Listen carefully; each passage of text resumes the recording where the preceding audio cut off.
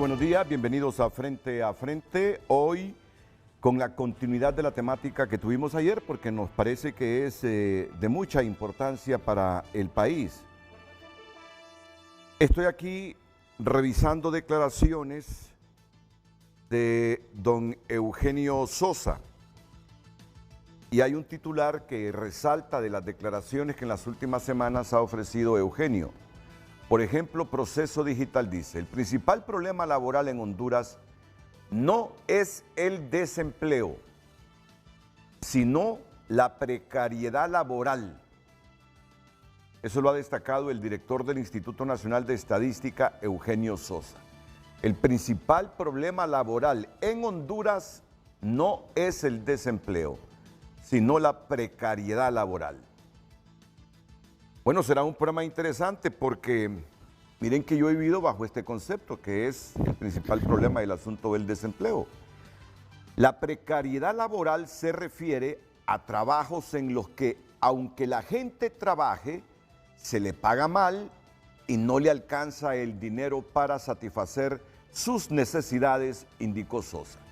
Así debe entender usted la precariedad laboral, que para Eugenio es el principal problema, no tanto el desempleo. Añadió que pasa igual con el problema con el fenómeno migratorio, subrayando que muchas personas no emigran únicamente por falta de empleo, sino también por tener empleos mal pagados.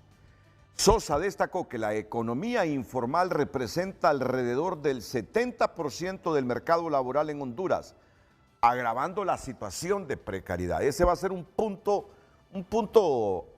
a debatir hoy y con mucha profundidad. Sosa destacó que la economía informal representa alrededor del 70% del mercado laboral en Honduras, agravando la situación de precariedad. Y es ahí donde nos preguntamos desde hace muchos años, pero muchos años, porque este concepto es básico que lo repitamos, que la pobreza de Honduras no la hemos construido en los 2 últimos años. Arrastramos problemas estructurales, coyunturales, de todo tipo, que hoy nos tienen como un país con precariedad laboral y de hecho con mucha pobreza. El problema de la precariedad laboral es grave y es el principal problema laboral del país, afirmó Eugenio Sosa. Esto está relacionado con una economía que no logra generar suficiente trabajo de calidad o que la Organización Internacional del Trabajo llama trabajo digno. Otro puntito clave que vamos hoy a analizar. El nivel educativo que tenemos los hondureños, el nivel educativo y cuánto incide esto en la no generación de trabajo de calidad. Miren qué interesante. Pues bien, solo estoy poniendo algunos tips, ¿verdad? Estaba resumiendo las declaraciones de Eugenio Sosa en Proceso Digital. Otro periódico digital, Tiempo, dice: el director del Instituto Nacional de Estadística, Eugenio Sosa, reveló recientemente que el 73% de la población en Honduras se encuentra en condiciones laborales precarias. Eso significa que la gran mayoría de los hondureños no están desempleados, pero sí tienen empleos de baja calidad con salarios insuficientes y condiciones laborales deficientes. Y así me encuentro con Hondudiario, que titula: el 73% de la población hondureña sobrevive en precariedad laboral según el INE. Sosa enfatizó que aunque la disminución en la tasa de desempleo es un avance positivo, la calidad de los empleos sigue siendo una preocupación mayor. Hondudiario. Y así me encuentro con la redacción que hizo Tu Nota, Radio América, TN5. ¿Qué dice Tu Nota? Dice Tu Nota: el 73% de los hondureños sufren precariedad laboral. No quiero aburrirlos, solo les estoy diciendo que esto fue lo que se destacó por parte de los medios. El 73% de la población está sufriendo precariedad laboral en Honduras durante el 2024, según el INE. Eugenio Sosa informó que el 73% de la población hondureña se encuentra en precariedad laboral trabajando en el sector informal, además de enfrentar el desempleo y la falta de acceso al seguro social. Según el titular del INE, la tasa de desempleo total ronda el 6.4%, lo que representa unas 250,000 personas de la fuerza laboral. ¿Por qué hay precariedad laboral? Porque los trabajos están mal pagados. Aun cuando las personas son graduadas de las universidades, los salarios son insuficientes, detalló Sosa. Bueno, se está anticipando ya con esta redacción a responderme a una pregunta que me estaba haciendo hace algunos minutos, que también la precariedad tiene que ver con las condiciones de educación de las personas. Sosa destacó la necesidad de implementar transformaciones profundas en la economía del país para abordar esta problemática de manera efectiva y sostenible. En esa misma redacción de tunota.com le responden a Eugenio Sosa. El economista José Luis Moncada indicó que no existen políticas claras para atraer la inversión extranjera que genere mayor cantidad de empleo en Honduras, que la incertidumbre política no genera un clima de inversión para tener mayor cantidad de empleo en el país, la falta de una ley de empleo por hora ha generado mayor índice de migración hacia los Estados Unidos, enfatizó. Pues así resumió esta comparecencia de Eugenio Sosa, tunota.com. Hoy tenemos a Eugenio aquí en Frente a Frente. Gracias, Renato. Bienvenido, Eugenio. Tenemos Saludos. también al expresidente del Colegio Hondureño de Economistas, actual rector de la Universidad José Cecilio del Valle, don Julio Raudal. Julio, Mucho gusto, Renato. bienvenido. Encantado. Bienvenido. Y la pregunta que hemos formulado hoy no va a estar Lucecita con nosotros, por asuntos estrictamente personales. Por eso es que hoy presentó Eunice López el TN5 matutino, porque se está recuperando de su salud Ramón Matute. ¿Saben qué tiene Ramón Matute? No voy a ser indiscreto, pero es bueno utilizar la figura de Moncho Matute, que es un hombre que se cuida, pero está complicado por el dengue. Escucharon el otro día el testimonio de nuestro compañero César Quintanilla. César se complicó con el dengue y hemorrágico. No sé, Moncho no tiene hemorrágico, pero está complicado por el dengue. Y se cuidan, pero ¿de qué sirve que uno tape las pilas donde tiene agua limpia, las cubetitas, para evitar que se masifique ahí el mosquito transmisor del dengue? Si en la casa vecina no le paran bola a eso. Si en las casas de mi colonia o de mi barrio la gente no se preocupa por evitar el hábitat donde se reproduce este mosquito. Uno sale, lo pica el mosquito y entonces ahí viene la complicación. Pues el dengue también nos altera aquí en la empresa. No está Moncho Matute coordinando el noticiero de la mañana.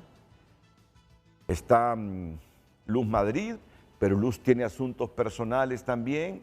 Entonces vino de HRN Eunice López, que junto a Ulises presentan el TN5 matutino. Miren cómo se complica. Entonces hoy yo no tengo quien me haga la función de Luz. Así que voy a tener aquí que ser más eficiente y eficaz para que el programa no pierda calidad. La pregunta de hoy en Frente a Frente, esta es: hablando con toda sinceridad, ¿quién es el responsable de la precariedad del empleo en Honduras?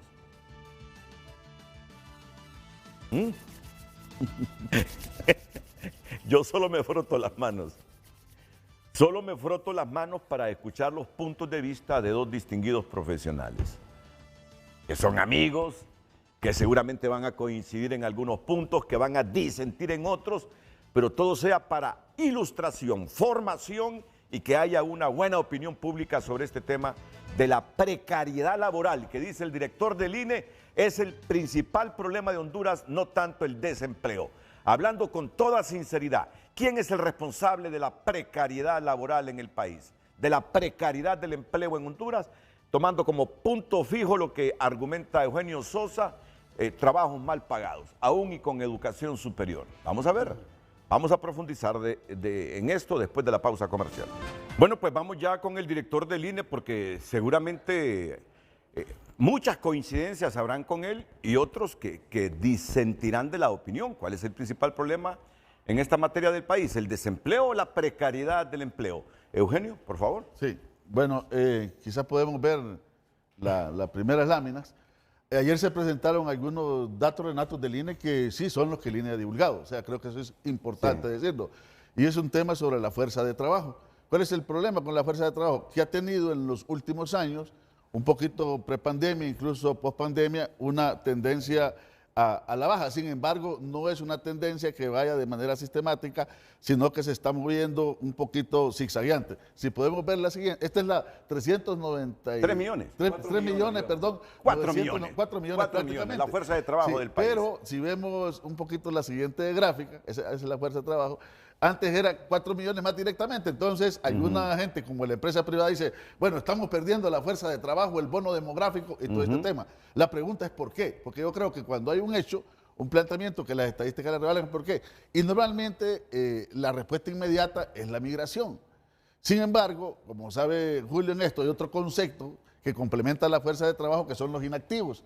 Es la gente que estudia, que aunque esté en edad de trabajar, no va a trabajar porque está estudiando. Son los jubilados, algunos jubilados trabajan, otros no quieren trabajar, sino a disfrutar. Son personas que a veces que tienen alguna discapacidad temporal o algo y por lo tanto no están trabajando, están en maternidad.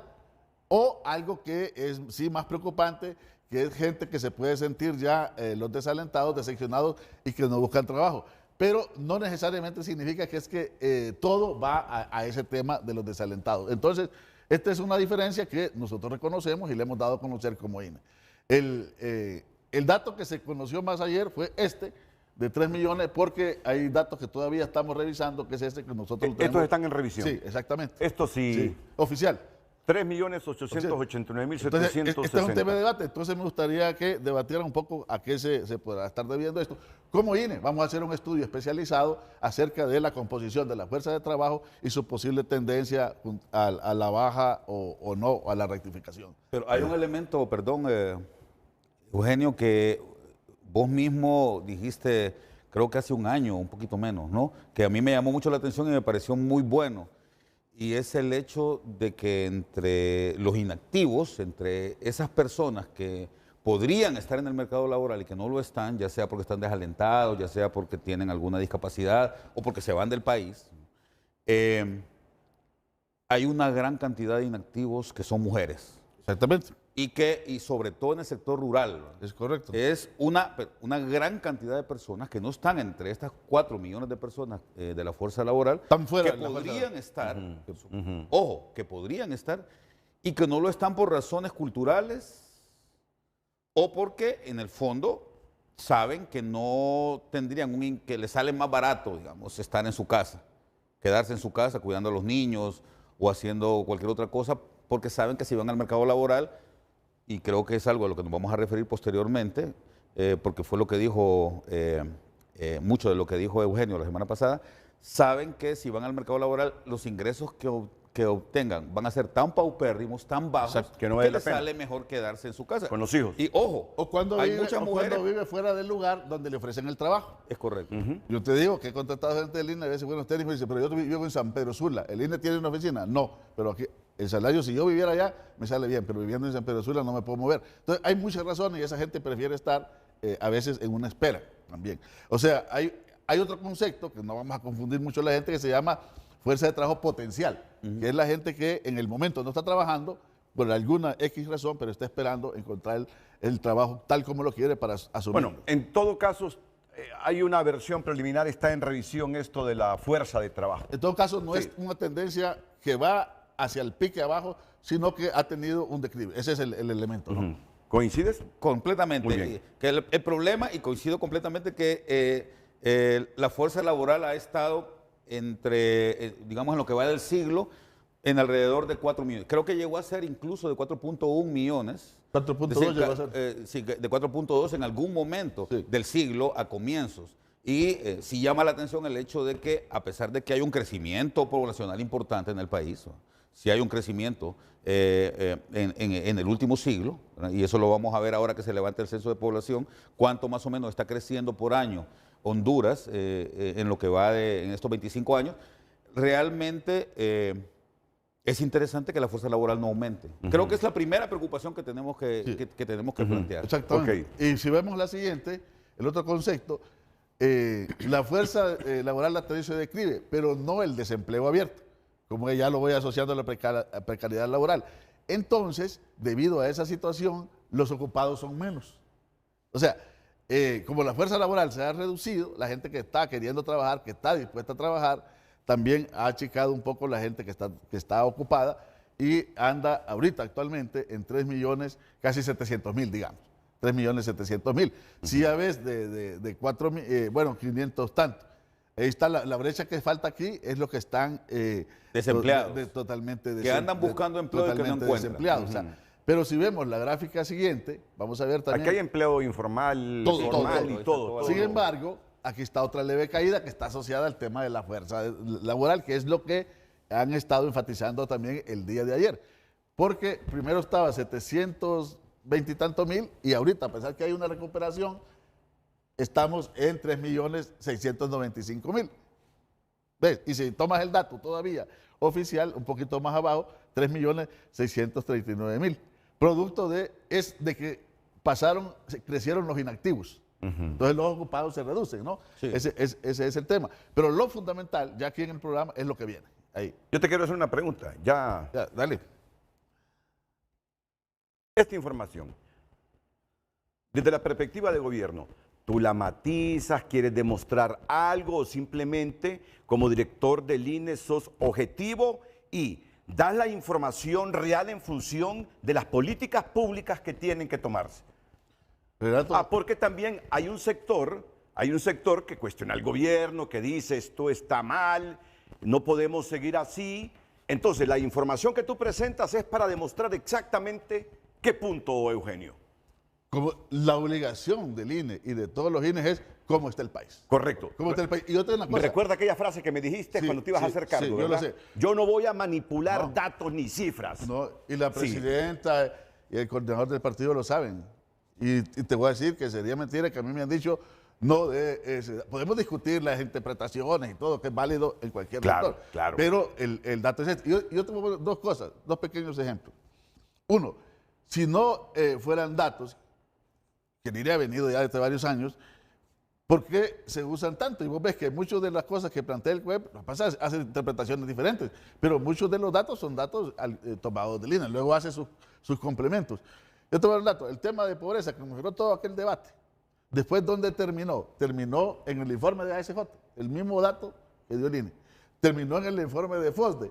Qué cosa curiosa, el informe de FOSDE, tú lo presentaste aquí en una infografía, destacando, yo no lo digo que no, todo el papel de tanque de pensamiento de FOSDE, es nuestro dato, nada más puesto en una infografía de manera más elegante, si querés, que a veces ponemos las tablas en el INE.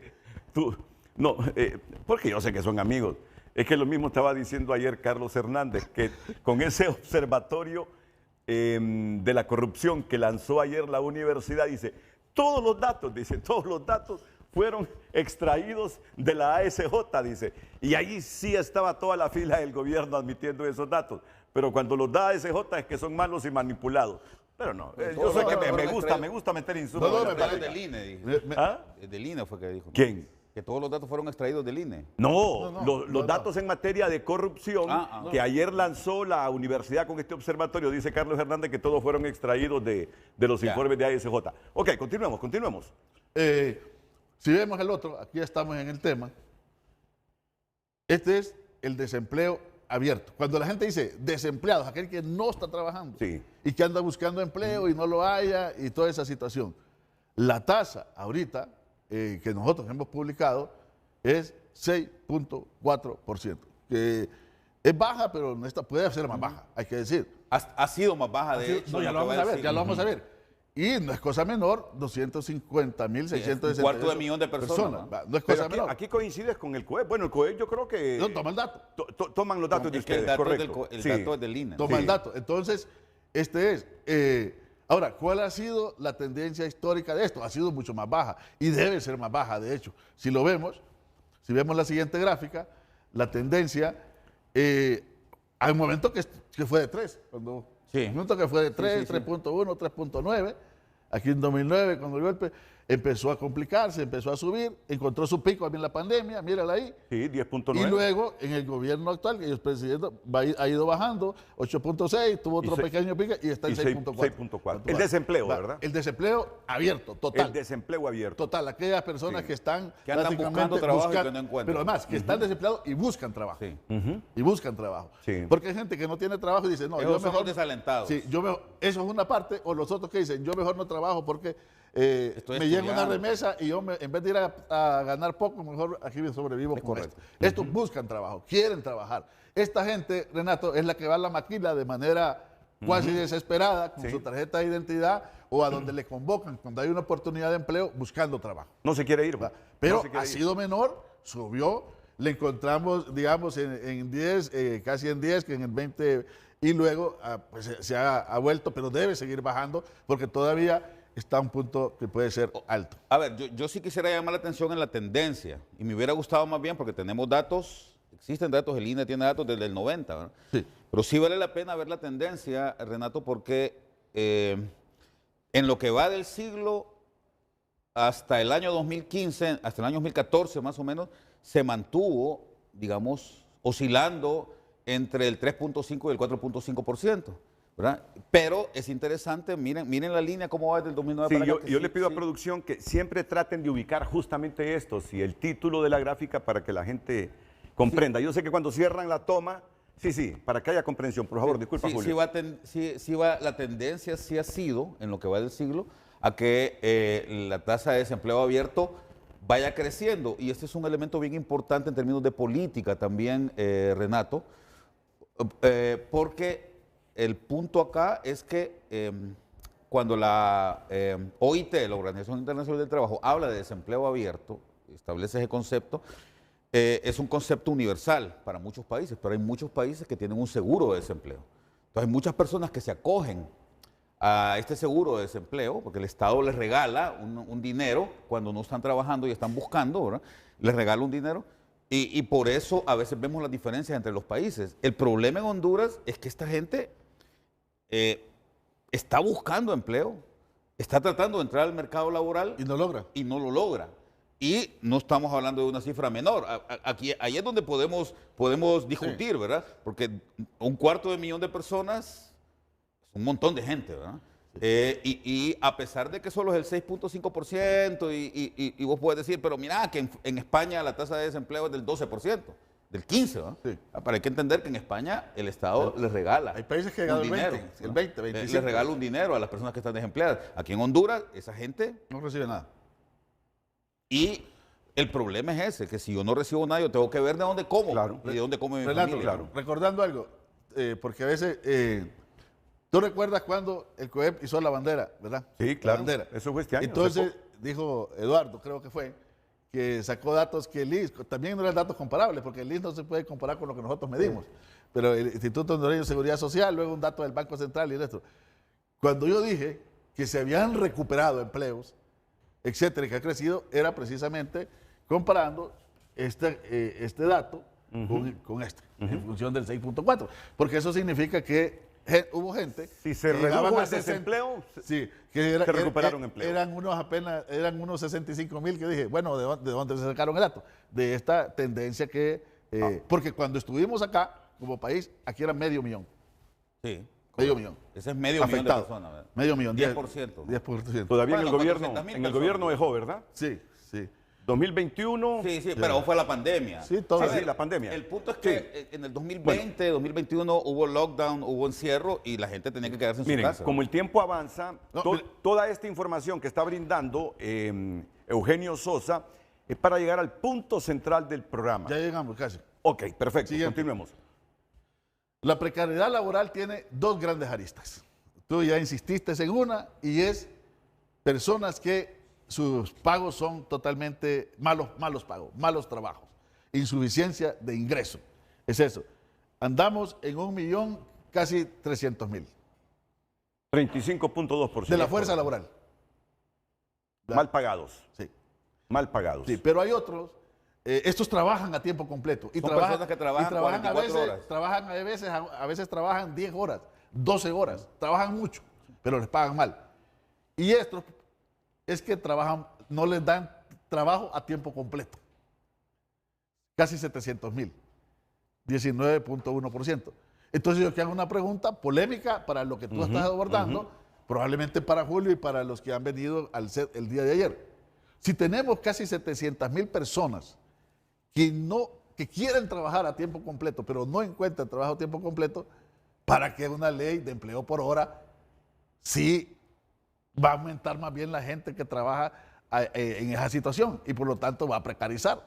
¿Por qué no, como dice la OIT, la política de pleno empleo, de empleo digno, de empleo decente, de empleo a tiempo completo? Yo quiero que producción hoy, cuando emita estas expresiones, Eugenio Sosa, inmediatamente me ubique en la reacción de Julio Raudales. Porque estoy seguro que con la reacción que le vi a Julio en este momento al decir eso, que para qué queremos una ley de empleo por hora si ya tenemos un montón de gente trabajando de manera parcial. Es correcto. Ok, Julio se sonrió, dije yo, ¿y esa sonrisa qué es? ¿Es disenso? ¿Es coincidencia o qué es? Así que por favor hay que estar listo para que me ubiquen estas emociones. Es muy interesante el argumento de Eugenio, fíjate. Porque aquí, a ver, entre estas 2 y pico millones de personas en que se ubican en las personas, en la fuerza laboral que está precaria, en su gran mayoría, y eso lo dice el Banco Mundial en un estudio que acaba de sacar ahora, que estábamos hablando al comienzo, son personas que trabajan por su cuenta. Estamos hablando de la economía informal.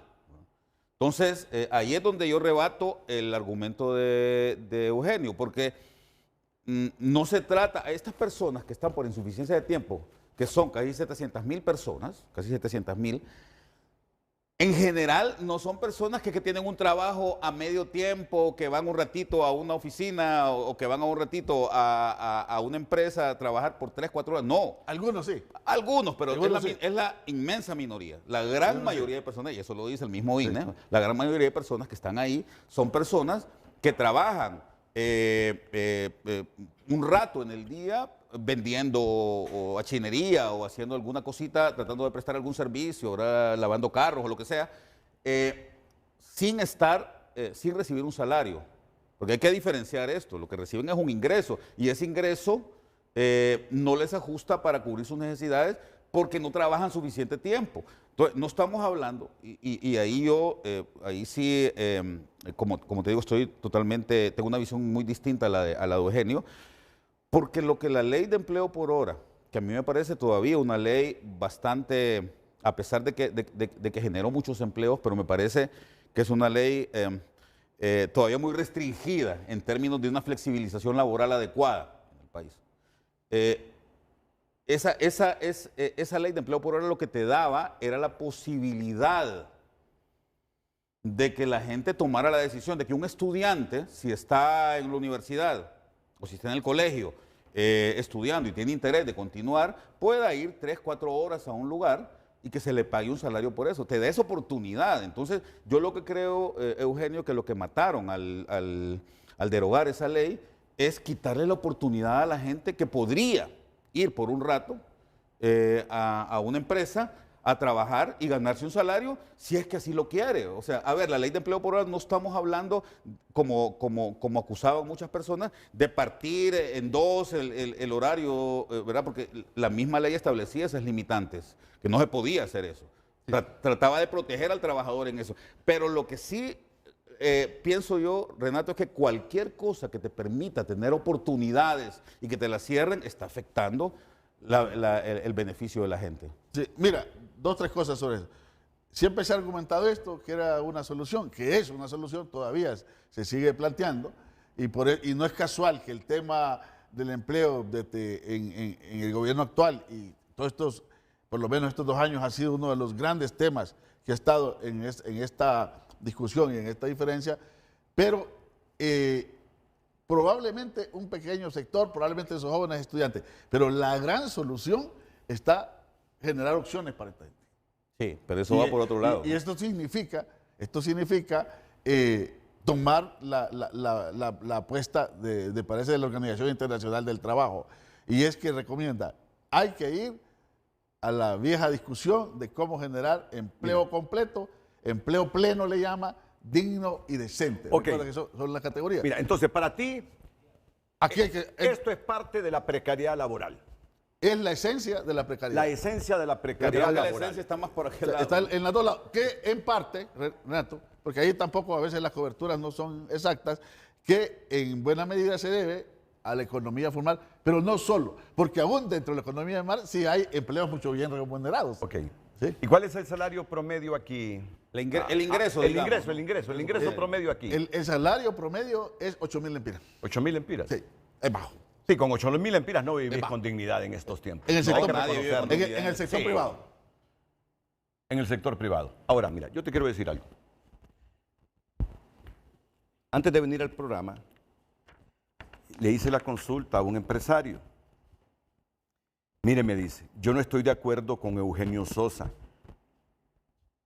en ese asunto de la precariedad laboral que responsabiliza al sector privado. Mira lo que me dice. Mire, me dice.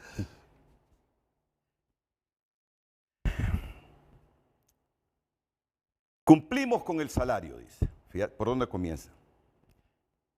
Y además la carga social. Ya les voy a mostrar una gráfica que me envía. Por favor, Josep, vamos con la gráfica. Mire usted cómo divide la pantalla. Además tenemos una carga social en Honduras, dice. 13º, 14º, vacaciones, bono estudiantil, seguro social, Infop, RAP, 73 centavos por cada lempira en carga social. Además de cumplir con el salario. La segunda parte de su comentario. Mire, ¿sabe cuál es el problema? El sector informal demasiado grande no es responsabilidad de las empresas. Nosotros cumplimos, dice, con nuestra obligación del empleo formal, pagamos el salario y además tenemos esa carga social. Ah, y me envía esta gráfica. Mire Costa Rica, solo Costa Rica y Panamá, los trabajadores de ambos países, aquí influye mucho en Costa Rica la educación.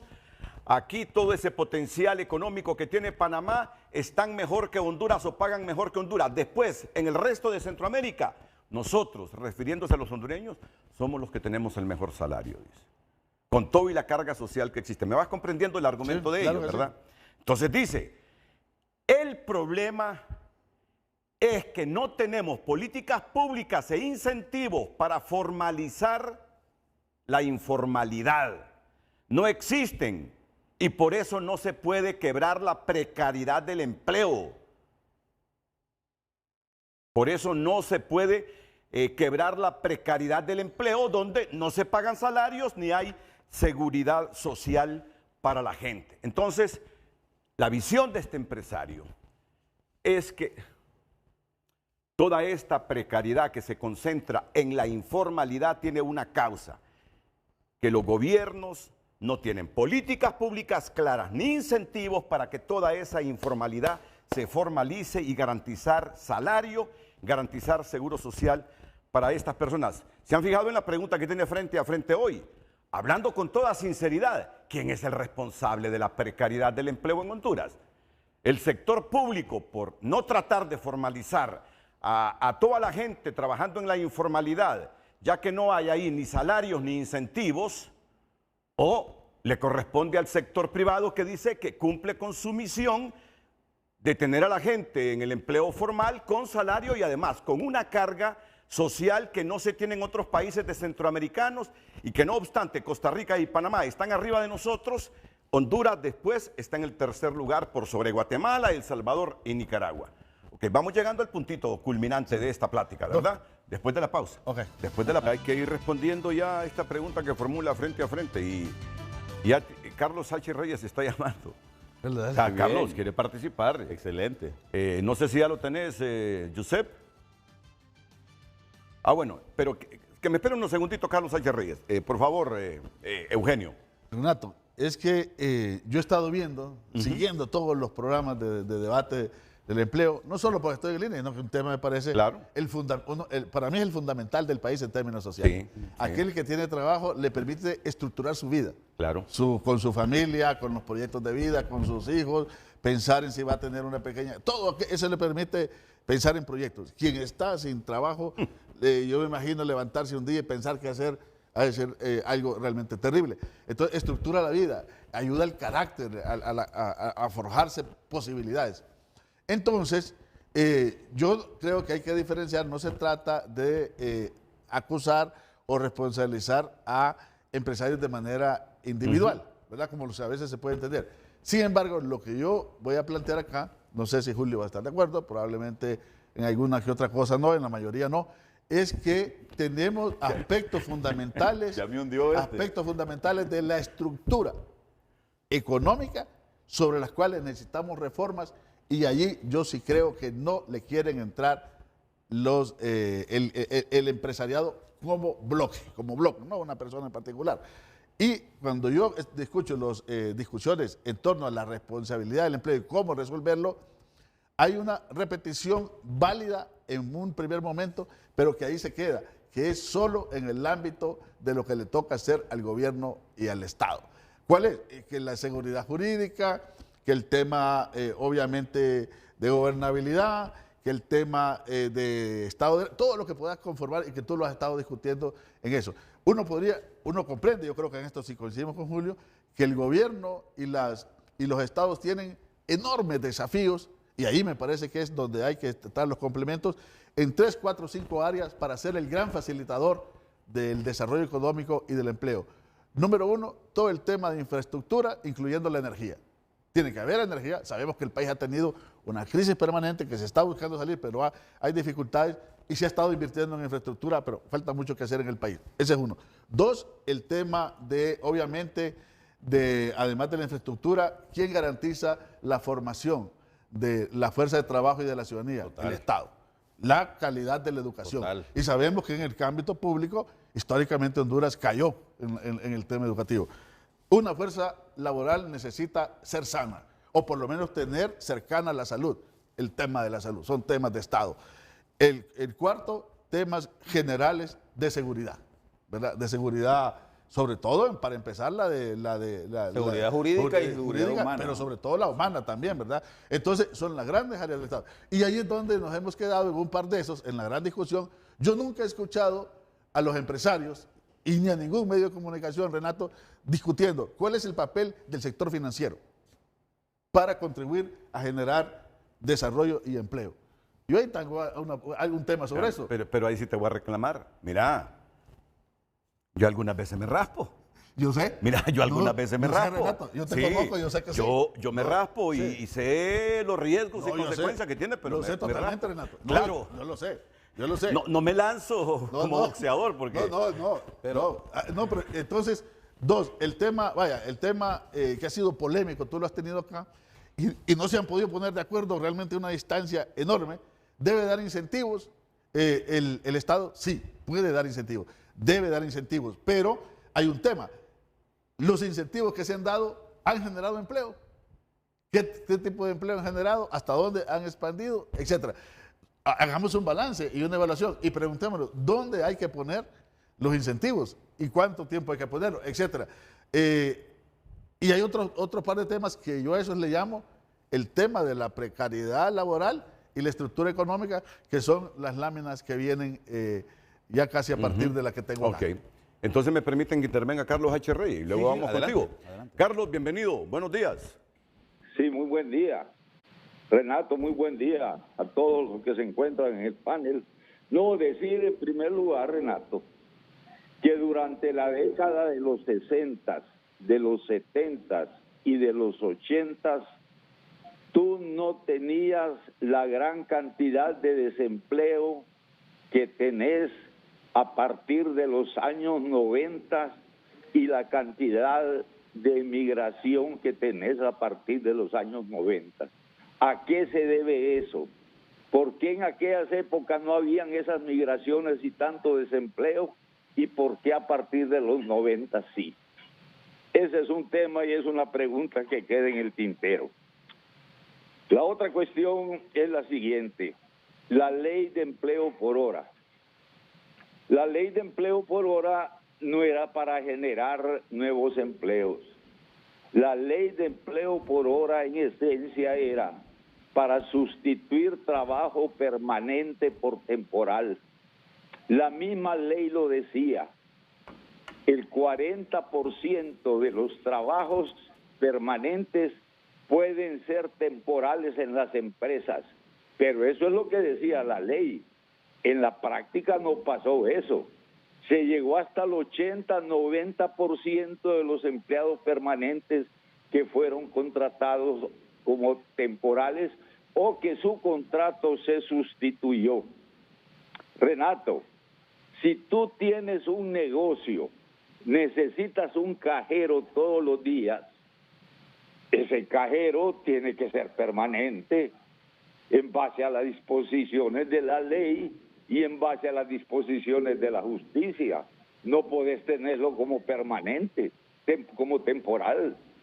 Si necesitas un operador de montacargas en tu bodega o en tu negocio todos los días, ese operador de montacargas tiene que ser permanente, no tiene que ser temporal. Y la ley de empleo por hora, precisamente lo que te hacía era eso.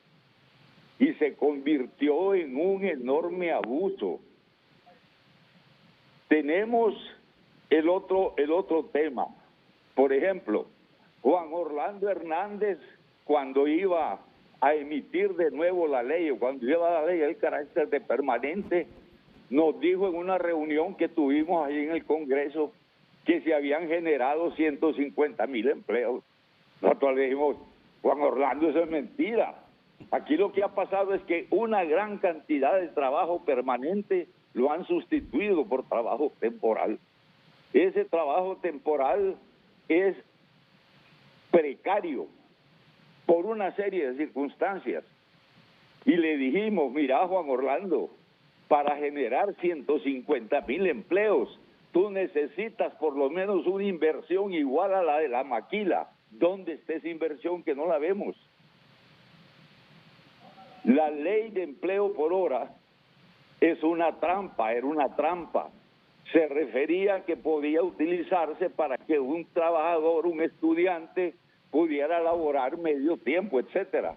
Ya tenemos el decreto 121 de 1974 que permite trabajar a tiempo parcial. O sea, Renato, que si tú trabajas media jornada, te pagan en proporción al tiempo trabajado. Pero, hay un pero, si ese trabajo es permanente, tiene que ser permanente la persona, tiene que tener contrato permanente. Es una grosería, Renato, cómo a partir de este tiempo que empezó a operar esta ley, una gran cantidad de gente que llega a la vejez no tiene ni quien la sostenga, le anda pidiendo a los hijos para que la mantenga. ¿Cómo perdimos en el Seguro Social que se incrementara la afiliación? ¿Por qué? Por la ley de empleo por hora. Eso no es justo. Entonces tenemos ya una ley que te permite utilizar el trabajador a tiempo parcial, pero respetando que si es trabajador permanente, pues tiene que tener contrato permanente. Si el trabajo es temporal, pues es temporal. Si es para hacer sustitución en vacaciones, sustituciones en Semana Santa y empleo adicional en determinados periodos picos, eso ya la ley lo permite. Entonces, disculpen la intervención, No, está bien, pero Carlos. sí me preocupa que se esté en alguna medida no utilizando bien el concepto de la precariedad laboral, porque una de las formas de la precariedad laboral es una ley de empleo por hora Ok. como la que Y teníamos. yo aprovecho para que ocupemos 2 minutos más con tu experiencia en esta materia.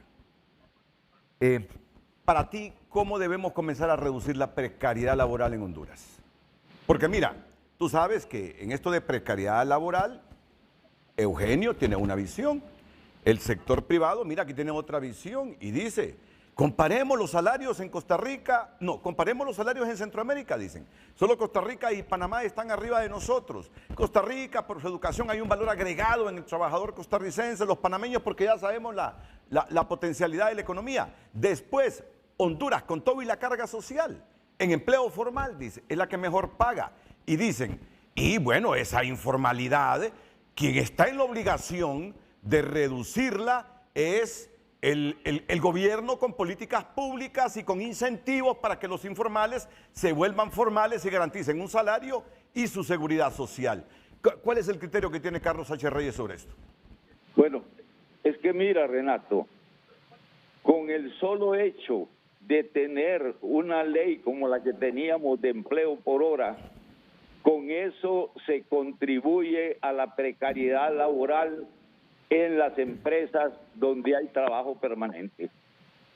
Esa precariedad laboral de sustituir, originada por sustituir trabajo permanente por temporal, es enorme ahora en la empresa privada.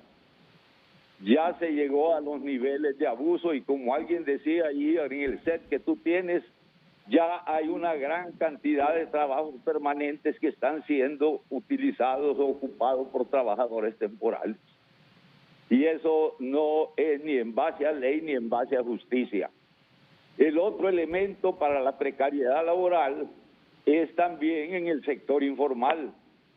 Pero lógicamente en el sector informal, ahí tú no puedes decir que el empleo no es permanente. Sí hay empleo permanente también en la informalidad y que lo están utilizando como temporal.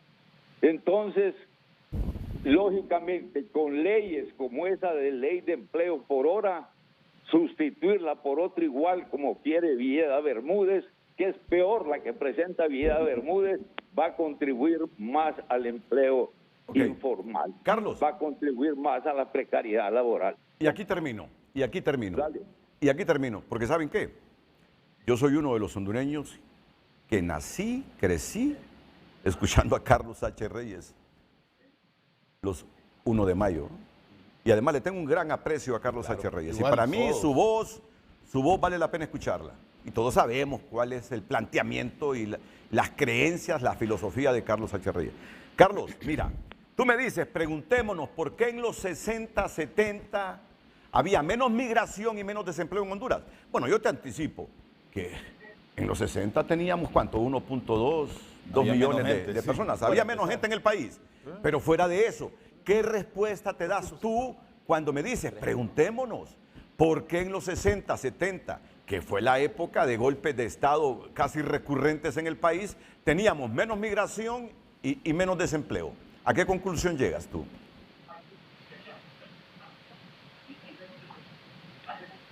¿Carlos? Empieza por lo siguiente. Recuerda que se desprotegió la producción agrícola y la producción industrial. Se empezó con el decreto 1890 de Callejas, no solo a devaluar la moneda, sino a bajar los impuestos de importación. O sea, se desprotegió la producción agrícola y se desprotegió la producción industrial. Solo en arroz teníamos aproximadamente 25,000 productores con 150,000 empleos. ¿Qué me dijo Callejas un día? Oíme, y es que vos no entendés que a la gente le interesa comprar arroz barato. Sí, le digo, vas a traer arroz barato de los Estados Unidos, pero vas a perder el productor y vas a perder los productores. Ah, me dice, ¿y eso qué tiene que ver? Esa era la filosofía de Callejas aplicando el modelo. O sea, a partir de los 90, Renato, con toda una serie de medidas neoliberales, con la desocupación que te originó también en otros sectores de la economía, la desprotección. Óyeme, sí, el desarrollo industrial que empezábamos a tener se nos abortó. Toda la producción agrícola que teníamos, que estaba en alguna medida creciendo, se nos abortó. Y eso no solo pasó en Honduras, eso pasó en todo el continente y en todos lados donde se aplicaron las mismas políticas. Tenemos los mismos fenómenos. Entonces, lo que hay que hacer es revertir el modelo. Pero claro, cuando se habla de revertir el modelo, ¿qué te dicen? Estás afectando a la seguridad jurídica. Estás afectando a la inversión extranjera. Y claro, yo estoy de acuerdo, tenemos que tener inversión extranjera. El capitalismo no vive sin inversión. Claro. Sí. Pero en la forma que se ha estado manejando, el país está muy mal. Hay que revertir todo lo que se hizo a partir de la implementación del modelo neoliberal. Todo se nos desprotegió y con el Tratado de Libre Comercio se le vino a poner el tapón al pomo. Sí, yo conozco gente gente que aprecia el capital, que vive en el modelo capitalista y que coincide con Carlos. Unos son los Pepe Segovia y su hijo y su familia, y otros que creen que ahí nos fuimos capaces de negociar bien. Bueno, Carlos, y así, una receta breve, Carlos, de 1 minuto, ¿y qué es lo que tenemos que revertir? Yo sé que ya tú lo has dicho, o lo has dejado entrever en la explicación que nos has dado, qué es lo que tenemos que revertir para reducir esta precariedad laboral, así cosas concretas. Bueno, en primer lugar, en el caso de los empleos permanentes, debe de cumplirse con la ley que todo empleo permanente, todo trabajo permanente y continuo debe ser desarrollado por trabajadores permanentes con contrato indefinido. Eso es una parte importante para resolver el problema. La otra, lógicamente, que tiene que ver con esas políticas públicas relacionadas con los tratados de libre comercio. Ya se ha hablado mucho de la necesidad de revisar esos tratados y cada día se nos pone la situación peor. Y mira, no vamos a poder desarrollar nuestros países mientras no volvamos a la Unión Centroamericana. Solo con la Unión Centroamericana vamos a poder a nivel internacional competir o estar en condiciones de mejor defensa de lo que nos pasa. Paisecito por paisecito como estamos, Renato, vamos a seguir enredados todos los años y dándole vuelta a la misma cosa y volver a retroceder y volver hacia adelante y volver hacia atrás. Esto no nos está llevando a ningún lado. Yo sé que esto no es fácil, pero definitivamente si seguimos como estamos, Renato, paisecito por paisecito y cada vez más chauvinistas, la cosa es peor. Sí, estamos jodidos en eso, Carlos. Coincido plenamente contigo. Mira, Costa Rica, tradicionalmente aislado. Ahora tenemos a Nicaragua con su propia versión de país. Tenemos a Bukele con su propia versión de país. Guatemala en medio de sus problemas de inestabilidad política. Bueno, y nosotros. Bueno, Carlos, muchas gracias. Muy interesante. No, la institucionalidad, Renato, solo para terminar. Sí. El problema de la institucionalidad, mira, mientras Costa Rica solo ha tenido de la independencia para acá 5 golpes de Estado, Honduras ha tenido entre golpes de Estado, montoneras y guerras civiles 50. ¿Cómo vamos a estar adelante? Es imposible. Esa es otra cosa que también tenemos que ver. ¿Cómo evitamos los golpes de Estado? ¿Cómo evitamos campañas como las que hacen en este momento contra un gobierno que quieren que fracase y quien está fracasando es el país? Si este gobierno fracasa por incapaz o porque lo hacen fracasar, son 20 años perdidos más los que tenemos. Carlos, ahí sí diciendo, fíjate, yo creo que el gobierno puede poner de su parte. En este momento el gobierno puede poner de su parte para entrar con... Oíme, ¿cuántos años tienes tú de luchar esos contratos de la cervecería hondureña con el mero capital? Pero con el mero capital, mira, yo creo que el gobierno tiene que poner un poco más de energía en ese asunto, de sentarse a negociar en función de sus creencias, pero sentarse, no alejar. Vamos a tener una plática, Carlos, aquí en público, en frente a frente, más adelante. Gracias. Perfecto, buen día, saludos. Mira, Calleja, yo creo que conocí a Calleja bastante y Carlos no deja de tener razón. Para mí que el modelo que intentó implementar Callejas en la parte agrícola fracasó.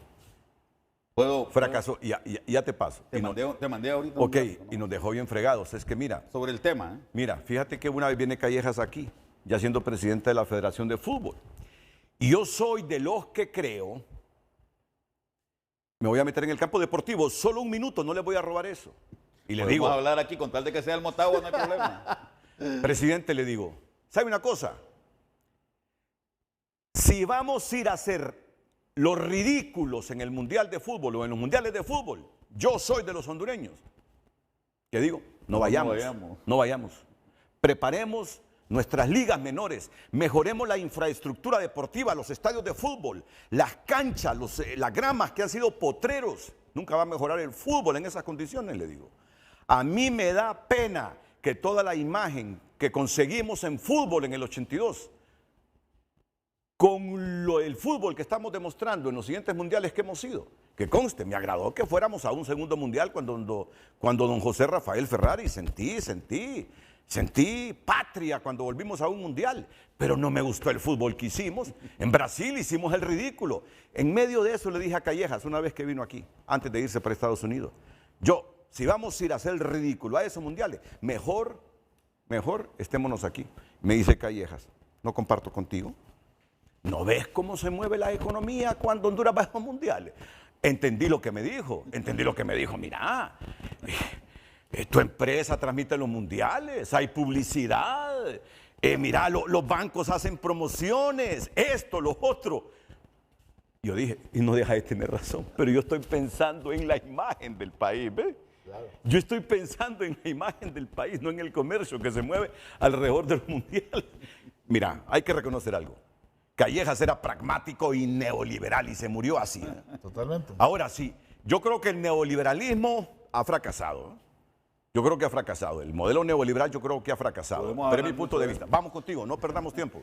Nada más te mandé un gráfico sobre el tema que hablaba don Carlos, pero yo quisiera contestarle un poco a don Carlos, a quien le envío saludos y mis respetos y mi cariño.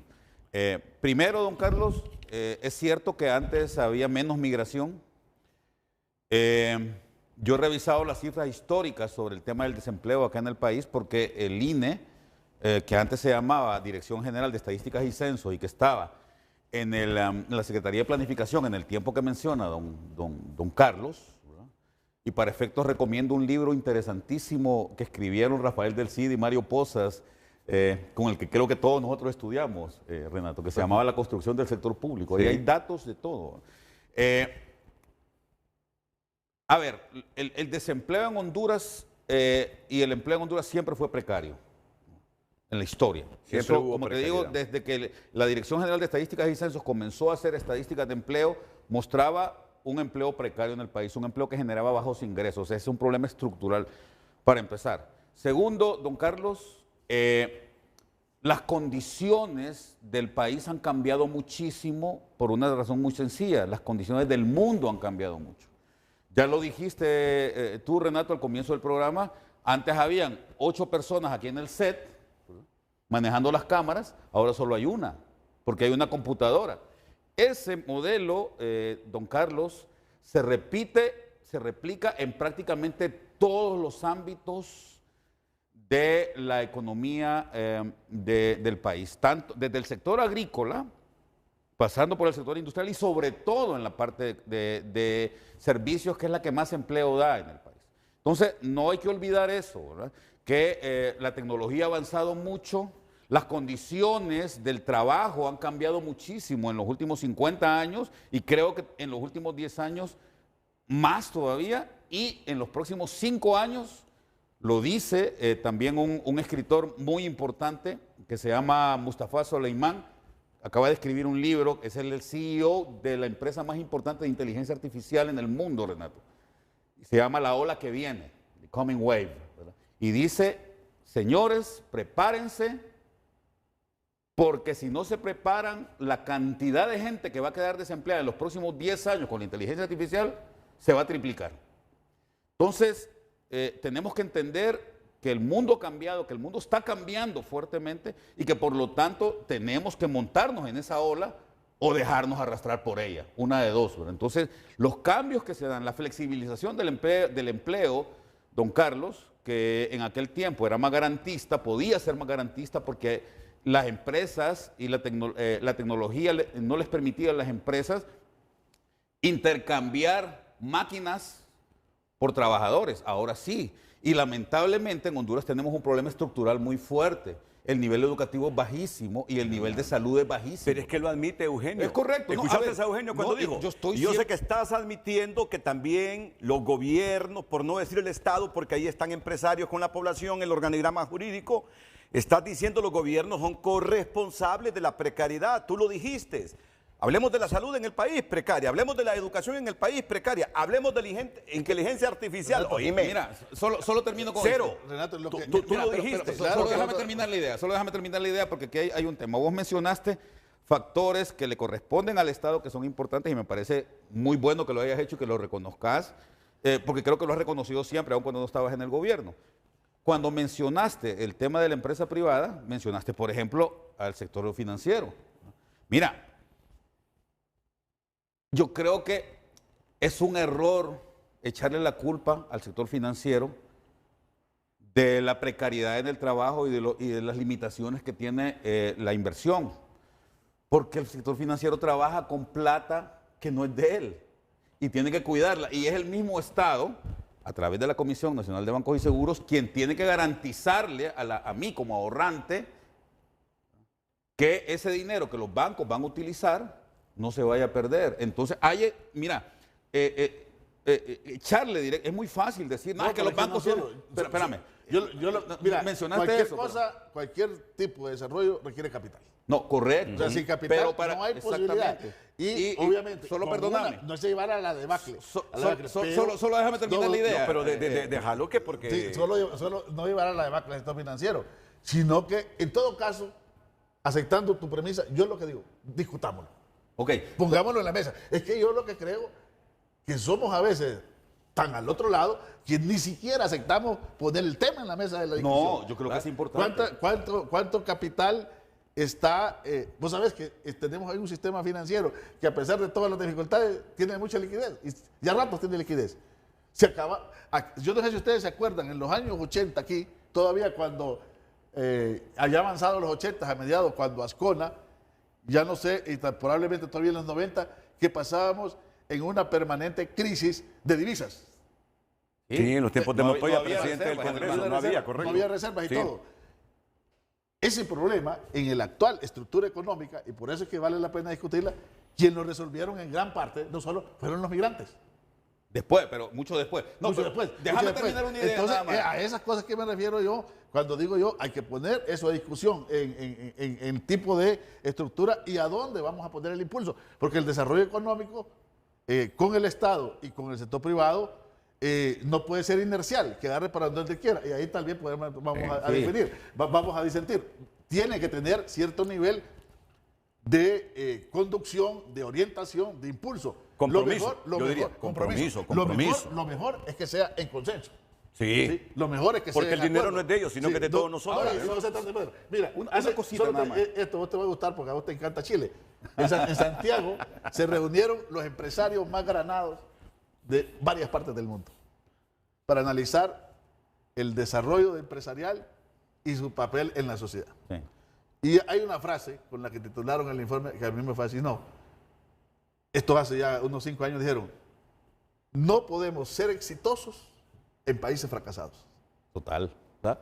Es decir, Completamente. creer que tú puedes estar en esa burbuja de éxito toda la vida en un país donde afuera la gente Vive mal. vive extremadamente mal Sí. y buscando... Totalmente de acuerdo con eso. Así es. Entonces, ahora, solo déjame ripostar una cosita ahí, Eugenio. Preguntémonos por qué en El Salvador la tasa de interés activa de los préstamos en este momento está abajo del 8%, abajo del 5% incluso, ¿va? en algunos rubros. ¿Y por qué en Honduras está tan alta? ¿Verdad? Hace 10 años más o menos, Renato, aquí en este programa, yo recuerdo que estaba Nelson Ávila y estaba yo acá, discutiendo una medida que tomó Juan Orlando Hernández. Populista. Él dijo, vamos a bajar las tasas de interés artificialmente y ahora los bancos no van a poder prestar a más de tanto. Por supuesto que yo estaba absolutamente en contra, y no es porque yo defienda el sector bancario, si yo no trabajo con los bancos. ¿Por qué yo creía que esa era una política errónea de Juan Orlando Hernández? Y se notó que fue errónea porque fracasó, no pudo hacerlo. O sea, es fácil decir, vamos a bajar la tasa de interés así artificialmente porque yo quiero. El tema es que el dinero tiene un costo y ese costo está determinado por la confiabilidad que exista, por la gobernanza que hay en el país, por las medidas de política monetaria que toma el Banco Central. Entonces, hay una razón. Y si no, sería muy fácil entonces que la presidenta Xiomara Castro dijera vamos a bajar las tasas de interés a tanto. No es tan fácil, ¿verdad? Se requieren ciertos requisitos que están muy ligados a cosas que vos dijiste. Tú que siempre estuviste ligado a los organismos internacionales y sos amigo de ellos, ¿recuerdas el informe de 2011 del PNUD sobre desigualdad? Sí. La desigualdad en el acceso a crédito y la orientación de los créditos son uno de los más brutales que refleja ese informe. Sí, pero tiene que ver con políticas, No te digo. Eugenio. No, No tiene que ver con que los bancos, Mira, porque son malos, están prestando No, caro. es que no se trata de maldad, no se trata de malos y buenos, se trata de una situación. Aquí tenemos dos opciones. O vamos a buscar, aquí hay alguien que siempre, yo no sé si vos también se lo has dicho, Renato, y vamos a volver en 20 años a discutir lo mismo. Y tú también, en el momento Sí, que te siento creo que cansado, eso cuando correcto, te aburrido. te siento cansado con usted, Trillado. me parece que esta película Sí. ya la vi. Sí. Me parece que este tema ya rato, ¿qué me está pasando? La estoy viendo de nuevo, ¿qué tiene de Sí. novedoso? Y estamos llegando a las mismas conclusiones. Entonces alguien dice, y eso tiene que ver, o nos sentamos en pensando en todo este rumbo del país y dentro de todas estas condiciones de cambios mundiales, totalmente de acuerdo, de flexibilidad, cuál es el papel que Honduras va a buscar jugar para posicionarse, donde el interés nacional, sin desconocer los intereses que cada quien tiene que tener, porque no puede haber una empresa que no busque ganar. O sea, eso Obvio. Que no existe. O sea, eso no existe. Esa es una... Ni siquiera las públicas. No, tiene que tener rentabilidad, si no, no tiene sentido. Pero dentro de eso, colocar las posibilidades de que realmente haya esta palabra que usaba el gran Fikelhammer, que ya se fue de esta tierra, decía, donde quepamos todos. Bueno, tú estás consciente que el dinero de los bancos no es de ellos, ¿verdad? Sino que es del público. Tú estás consciente de Y que eso. vos Pero mira, serías el primero que pero iría mira, corriendo ¿a a dónde sacar quiero tu llegar? dinero? Una gran parte Lo que de tú ellos. lo que nos quiere decir es que yo así lo entiendo, porque yo coincido en muchas cosas de las que dice con el sistema financiero nacional, Eugenio. Yo me pregunto, pero no le apuestan a escenarios básicos para que Honduras reduzca la pobreza. Exactamente, lo No, mínimo. no le apuestan. Lo Entonces me breve. dice Julio, ¿cómo le van a apostar? Dice la parte agrícola. Mira los inviernos irregulares. Mira que le quitan prestado a Banadesa y luego no le pagan y el Estado les tiene que condonar. Entonces, no siente certeza el sistema financiero en meterse en la parte agrícola. Mira, debatible todo eso. Pero es que yo miro también esa parte de las tarjetas de crédito. Dime, ahí no tienen misericordia de nada. No tienen misericordia. obliga, Renato. No, Mira, pero venga, serio, Oíme, para prestar. si ahora no te venden si no es con tarjetas, no vas a un hotel si no es con tarjetas. A nadie obliga, sí. Pero hay una política. Yo miraba, yo mira. pasé un montón de tiempo sin usar tarjeta. Pero mira, creo que no vinimos aquí Sí, a sí, discutir no, lo de los correcto. bancos. No, yo solo correcto. quiero, para que profundicemos el debate, plantearle. Mira, yo por lo menos mi te visión. mandé un gráfico, Renato. Ya, No sé ya si lo vamos a tienen poner, listo. ya lo vamos a poner. Es que porque tiene que ver con lo de don Carlos. Mira, tampoco, yo estoy seguro que este hombre no está satanizando al sistema financiero. Oíme, ¿qué país vive sin un No, de sistema acuerdo. financiero fuerte, sólido? Renato. Lo que tú quieres es Tiene que haber una mejor Renato, contribución. Puede haber contribuir más con el desarrollo nacional. Solo Contribuir más. Sí. Solo preguntémonos por qué en países cercanos a nosotros la tasa de interés y el acceso a crédito es mucho más alta. Perdón, la tasa de interés es más baja y el acceso a crédito es mucho más alto que aquí. No es que exista, la diferencia fundamental son las condiciones que existen y las condiciones las da la política, Renato. ¿verdad? Las condiciones las da la confianza que despierten los agentes económicos la situación del país. Ok, mira, fíjate que yo hoy a día la gente dice, ya la raya Renato con ese ejemplo, pero es que ahí también hay que hablar del humanismo. Nadie me responde, mira, ni Marcio ni la Comisión Nacional de Banca y Seguros. Cuando tú les debes 200,000 en tarjetas de crédito, la fecha de corte es un martes, llegas el viernes con anticipación, abonarle 150,000 empiras y el martes te están... Todo el 200. Oíme, te están cobrando intereses por los 200,000 cuando les pagaste 150,000 Renato, antes. este servidor tuyo no usa tarjeta de crédito. No, esa no es la pregunta mía. No, Te no, estoy no, no, diciendo. no. Es que a te nadie estoy- le ponen una navaja para usar tarjeta de crédito. Oíme, No, pero pero no, es que no el sería Estado, eso, Julio. el Estado está obligado Oíme. a proteger. Bueno, entonces Julio, pregúntele, entonces, sí, vos mismo me estás dando la entonces- respuesta, entonces fíjate. Y volvemos. entonces el Estado, ¿qué está Entonces- haciendo? Es que, Es que el reclamo va para la colocamos Comisión de en Banca y mesa. Seguros ¿Sabe por qué? también. Porque entonces estamos allá como Perdón, y aprovecho del esto. lobo contra el lobo, en la época Leviatán, Ok, parece que del Leviatán. aprovecho El este caso del tema Leviatán. para volver a saltar al tema, a lo que estábamos hablando con don Carlos. Mira, don Carlos hablaba de el asunto de las leyes y de que la ley de empleo por hora ha sido mala y todo esto. La pregunta es, Renato, él mismo lo dijo al comienzo, La ley pretendía estas cosas, pero esa era una trampa, dice, porque al final no sucedió eso. Renato, ¿y cuál es el rol del Estado? ¿No es garantizar que la ley se cumpla? Claro que sí. Entonces, ¿por qué cuando se habla de que no se cumple el salario mínimo, de que hay un 33%, porque hay un 33% de incumplimiento en el salario mínimo? Eso lo dice el INE, no lo digo yo lo leí ahorita en la encuesta. Hay un 33%, o sea, una de cada 3 empresas no cumple con el salario mínimo. Y por La eso, pregunta es, ¿dónde está el Estado entonces ahí? Porque hay por lo una tanto, ley. no solo la economía formal, eso también es precarización. No, correcto. Entonces, a ver, y con esto termino, porque me parece que es importante. Ya caímos en cuenta que el culpable, Corresponsable. lo digo con todas las letras, el culpable de que no se cumplan los elementos del crédito aquí en el país es fundamentalmente el Estado, porque no cumple bien su rol regulador. Y el culpable de que haya una de cada 3 empresas, 33% según el INE, ¿verdad? No son cifras mías, de incumplimiento en el salario mínimo, ¿quién es? ¿Y quién es el que tiene que garantizar? Entonces, yo creo que es importante que entendamos eso, porque cada quien tiene un rol en esto. Coincido contigo y además le meto un elemento adicional. Si el mismo Eugenio lo ha aceptado, hombre. No, yo estoy de acuerdo. El mismo Eugenio lo ha aceptado. Sí, pero somos amigos. Eugenio no puede salir de aquí sin reconocer que la precariedad laboral también es responsabilidad. Y yo también Ustedes le dicen el Estado, yo digo de los gobiernos. Y yo también de los gobiernos. reconozco, Renato, que este es un problema estructural. Este es un problema estructural, que ha sido histórico en el país y que siempre se ha dado. Fíjate que cuando le pregunté a Carlos... el problema es que para todo eso que ustedes están diciendo, de que el Estado tiene, por ejemplo, totalmente de acuerdo, el Estado tiene que garantizar, si hay una ley del salario mínimo, que se cumpla todo el mundo, por lo menos los que tienen todas esas condiciones, etcétera, etcétera, incluso con todos otros temas. Pero sabemos que cualquier acción de esas ya empieza ahí un tema, que eso está generando inseguridad, porque son discursos que atacan a la empresa privada y que es persecución y que es todo. Incluso cuando han dicho, vamos a garantizar que se respeten los precios, que lo ha dicho sobre todo a veces desarrollo económico. A eso, y cuando yo digo que hay que hacer cambios en la estructura económica, son cambios que nadie los puede hacer, ni solo el Estado, porque implica la parte privada empresarial, ni los empresarios, porque tiene que haber una conexión. Y yo...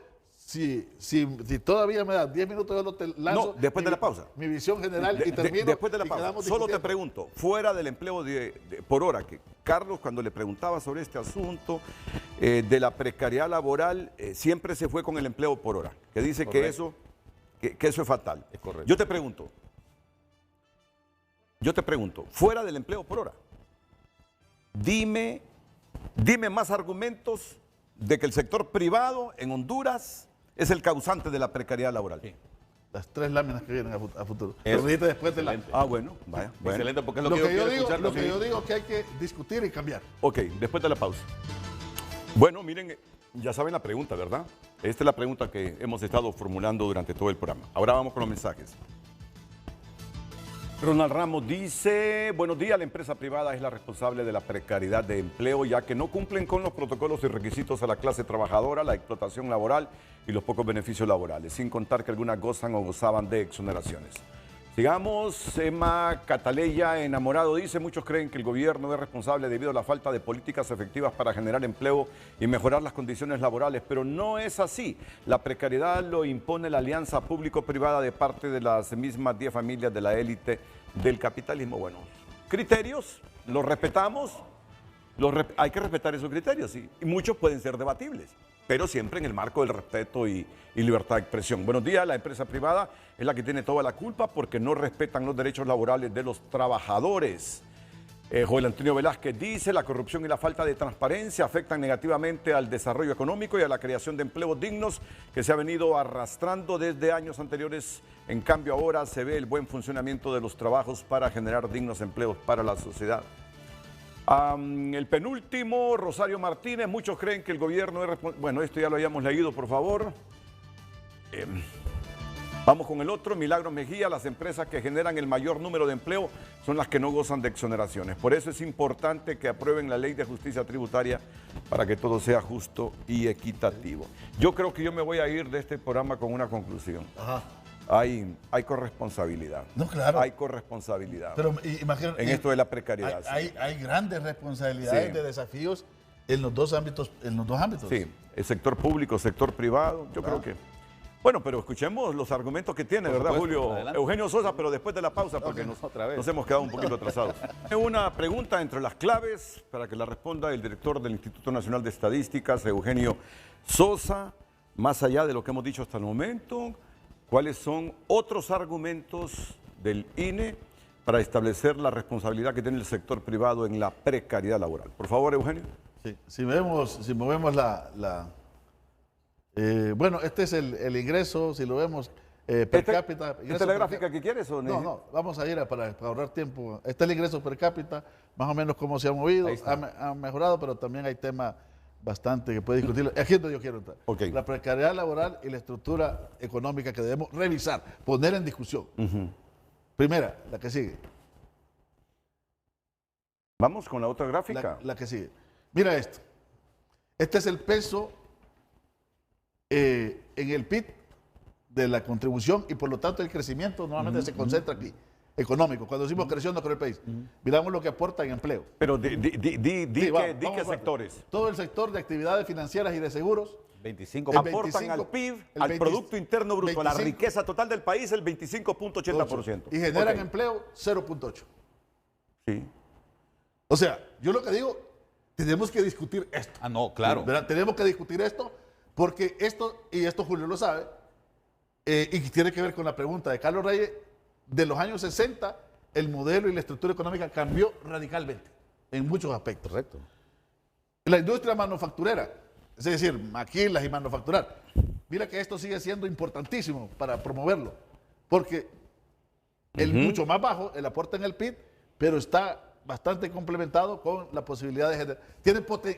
Ahí está una enorme potencialidad Es decir, de generar empleo. la contribución de la industria manufacturera a toda la riqueza del país, canalizada a través del PIB, Producto Interno Bruto, es del 17.70% y genera 14.20% de los empleos formales del país. Y lo que está diciendo Eugenio Sosa.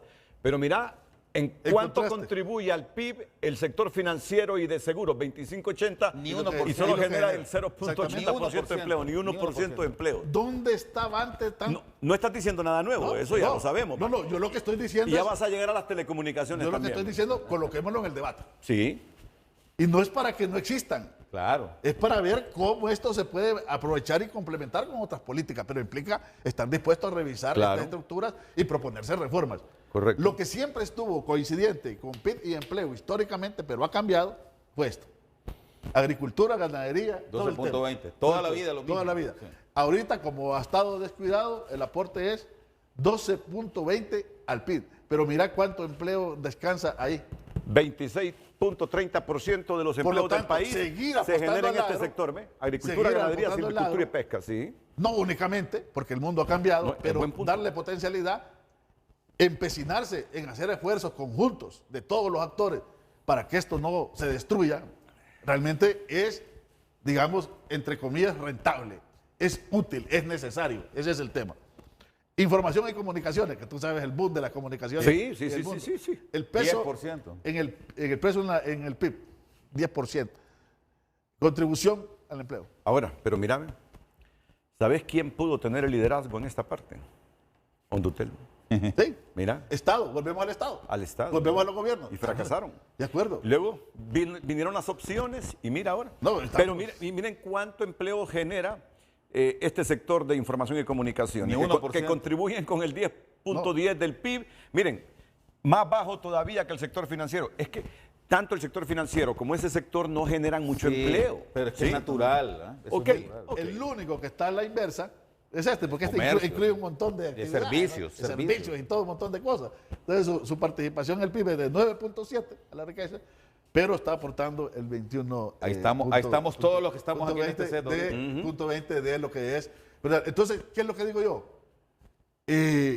Esto genera ciertas limitaciones, ciertas condiciones de la posibilidad o la imposibilidad de generar dos cosas que son importantes en cualquier estructura. Suficiente empleo, suficiente y buen empleo, no precario. Le vuelvo al concepto de la OIT, digno, decente Ok, y pleno. pero te hago otra pregunta. Entonces, ahora, yo creo que reconocer la situación es parte de entrada del diálogo. No podemos dialogar sobre qué hacer si no reconocemos y estamos de acuerdo en la situación mínima básica. Entonces, yo digo, acá hay que discutir y proponer que, si a mí me preguntaran a flor de piel cosas rápidas, porque habría que hacer estudios más profundos, yo diría, tiene que haber políticas que realmente impacten en todo el tema agrícola. Si vamos a seguir siendo, y somos un país que le va a costar, digamos, no podemos decir que de la noche a la mañana ya no es agrícola, ya es industrial, o aquí nos vamos a estar anclados mucho rato. Y de aquí va mucho de la migración también y de la precariedad, etcétera. Y lo otro, acá, yo no digo que hay que poner en riesgo las finanzas de la gente en particular y todo, pero con una pregunta básica, ¿cómo puede contribuir de mejor manera, menos especulativo, menos ganar dinero con dinero, a esta sociedad que necesita generar empleo y todo esto? Mira, yo te hago una pregunta. Son temas, ¿no? Vas a seguir. Te hago una pregunta básica. Una pregunta básica. ¿Tú crees que el gobierno o los gobiernos de Honduras pudieron haber hecho mucho más para que toda esa masa trabajadora en precariedad laboral hubiese salido ya en un mejor porcentaje de la informalidad a la formalidad, sino que estamos viendo paradójicamente en los últimos años cómo formales se convierten en informales, no garantizando salarios, mucho menos seguridad social? ¿Tú crees que el gobierno puede hacer más de lo que ha estado haciendo en políticas públicas e incentivos? Totalmente. Para cambiar este fenómeno. Totalmente. Y por eso, en un pacto de empleo, cuando se sientan dos partes que tienen enormes responsabilidades y complementariedades, es en primer lugar para escucharse y para proponer qué hacer cada quien en su cancha para que se complementen. En las áreas que decía.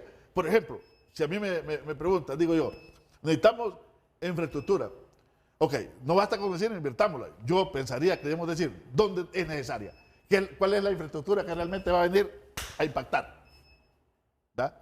Cuando se dice que el modelo educativo con el modelo económico, pero ¿dónde está la necesidad realmente real del modelo educativo?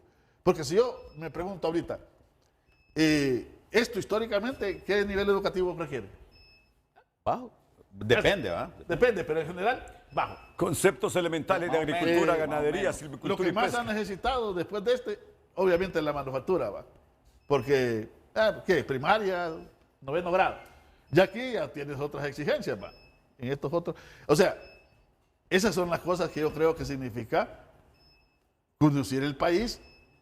Y conducir el país no digo imponer, no digo perseguir, no digo obligar, sino colocar los puntos donde debería discutirse, acordarse y resolver, porque no basta con Mira, yo te digo algo, por eso yo le respondí a Carlos cuando Carlos dijo, estoy en contra de que sean agresivos con este gobierno. Miren, yo le dije, Carlos, pero tenés que reconocer que el gobierno debe poner un poco de su parte. Este programa hoy me demuestra a mí que sin renunciar a esa filosofía que nos dicen tiene libertad y refundación. Miren, sin sector financiero este país no puede crecer. Sin sector privado, oíme, no podemos crecer, no podemos mejorar. Pero necesitamos sentarnos, ¿saben por qué? Porque yo creo que el sector público tiene su porcentaje de fracasos que contribuye a esta precariedad laboral y pobreza del país. Y hay que reconocerlo, el sector privado tiene que hacerse su autocrítica también. ¿A qué conclusión llego? En vez de fomentar desde medios de comunicación la separación, el antagonismo de los dos sectores, tienen que sentarse. Mira, tienen dos propuestas en el Consejo Económico y Social, una del gobierno y otra del sector privado, para ver cómo coinciden en la generación de empleo con políticas públicas y la cooperación del sector privado, que es básico para generar empleo. Siéntense, dialoguen. Yo creo que ahí está una de las enormes debilidades que tenemos en el gobierno de Xiomara. Presidente Xiomara Castro Sarmiento. Ayer escuché a Ricardo Salgado, ya un Ricardo Salgado reconociendo que sin el apoyo del sector privado, sin la contribución del sector privado, no vas para adelante, Julio. No vas a sacar al país de esto. Yo creo que esa debe ser la mística en los próximos 2 años. Esa debe ser la mística en los próximos 2 años. Unidad. Tú tienes una gráfica que nos quieres comentar. Que complementa. Okay. Solo terminado. Solo las paso y vamos a ver. No me detengo, solo Okay, para que quede dale, lanzada. dale. Siguiente. La siguiente.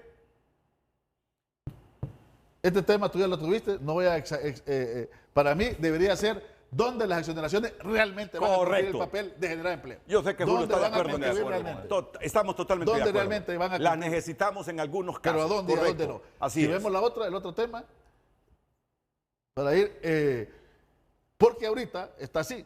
Mira, el 10% más rico es quien recibe el 92% de esos beneficios y privilegios y el 90% restante sobre el 8. Eso es. Que se demuestren con datos Ok, correctos y las vamos que a no la nos siguiente. sirven que... Vamos a la siguiente. que Bueno, se esto, exoneren. no voy a ir, Julio lo conoce se muy quiten, bien, ya la lo- regresividad ya lo he presentado ese gráfico, de la cuestión del impuesto. ¿Estamos dispuestos a discutir una reforma tributaria, sí o no? Pregunta. Yo creo que sí. Ah, bueno. Yo creo que sí. El Entonces- problema es que no se ha propuesto una reforma tributaria Entonces, integral. trabajemos, propongamos una reforma tributaria Sí, y discutámosla totalmente. para que haya mayor equidad y esto. Y discutamos dónde invertirlo, discutamos, pongamos en discusión todo.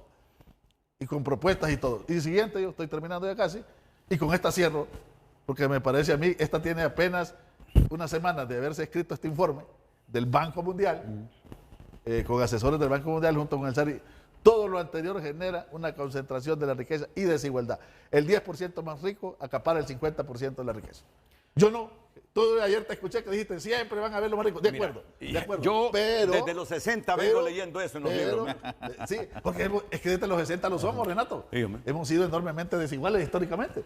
Entonces, ¿qué propongo? Cuando yo digo, cuando yo desencadené este tema de la economía informal, tiene que ver, lo generó un muchacho periodista, no recuerdo qué me dijo, no, y el problema es el desempleo que están haciendo. Entonces yo ahí le dije, mira, yo insisto que el tema que uno de los temas que hay que discutir dentro del problema del empleo, no es que digo que el desempleo no es tema, es la precariedad.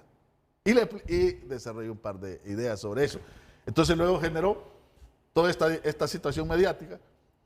Entonces lo que yo dije, además de discutir desde la responsabilidad de los gobiernos los problemas del empleo, tenemos que discutirlo desde la responsabilidad y el quehacer de los cambios en la economía. Totalmente de Y acuerdo. eso es lo que hemos querido ¿Tú, aportar. tú quieres presentar unas gráficas? 4 gráficas ¿Sobre qué tema? rápido sobre el tema, sobre este mismo tema. Solo para complementar, Giuseppe, ahí. Son las 8:42. Sí. Tenemos tiempo, pero déjame mirar una pausa primero. Dale. Ok.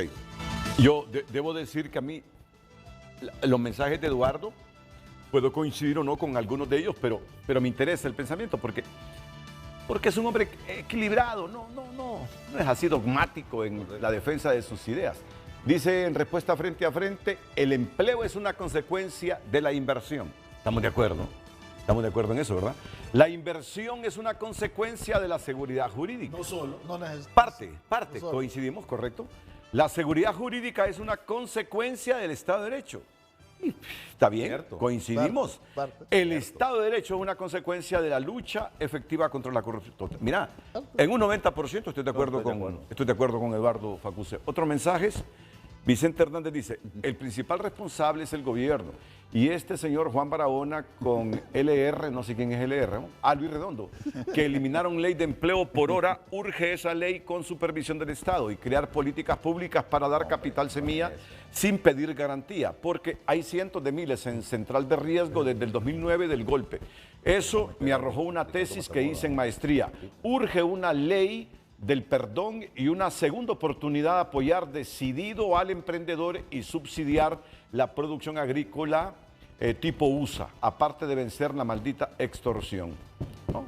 Comentarios con mucha racionalidad en los que usted puede coincidir y disentir. Iraeta CO6, buenos días, la empresa privada es la que tiene toda la culpa porque no respetan los derechos laborales de los trabajadores. Miren, pero más que respeto de derechos, la precariedad es una gama de factores, ¿verdad? ¿Coincides?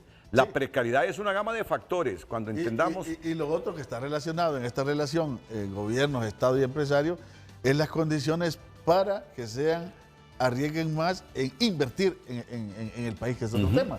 Porque ante el problema de los capitales, no sé, siempre yo, la palabrita que me aprendí desde que, ya de los que tenemos algunos años, inversión extranjera, inversión nacional. No es inversión extranjera. Eso es un error. Pero es lo que se dice, Julio, Sí, todos los pero días. es Inversión, no, y necesitamos es un inversión. mito, Y en una buena parte, agregar capitales, obviamente, en contexto que le Ok. faciliten condiciones. Yo eso estoy de acuerdo. Y terminemos con Alessandro. La competencia global y los tratados comerciales pueden beneficiar a grandes empresas, pero a menudo dejan a los trabajadores locales en desventaja, devolviendo una precaria condición laboral y de explotación de sus derechos. Redes Sociales fue presentada por La Curazao Cash. En junio, que no te quedes sin efectivo para lo que necesites. Solicita tu efectivo al instante y gánate un menaje. Vamos con las gráficas de Julio Raudales y los argumentos de Julio Raudales sobre este tema que debatimos hoy en Frente a Frente. Julio. Gracias, Renato. Mira, esto que voy a presentar ahorita, las primeras dos gráficas complementan lo que dijo ya Eugenio. Pero también quiero aclarar esto porque hay muchos mitos acá en el país. Y esto en relación a lo que dijo don Carlos. Mire, aquí está, esta gráfica es histórica, desde los años 63. Del año 63, y muestra cuál es la contribución al PIB de cada sector. Entonces, don Carlos decía que la ley de modernización agrícola, que eso... En los tiempos de Callejas. Mire el comportamiento que tenía el sector agrícola siempre. El comportamiento que ha tenido. Antes de la ley de modernización Antes agrícola. y después. A ver, para que no nos engañemos con eso. El sector agrícola es y ha sido siempre el que menos le aporta al Producto Interno Bruto. Pero al respecto yo quiero decir algo.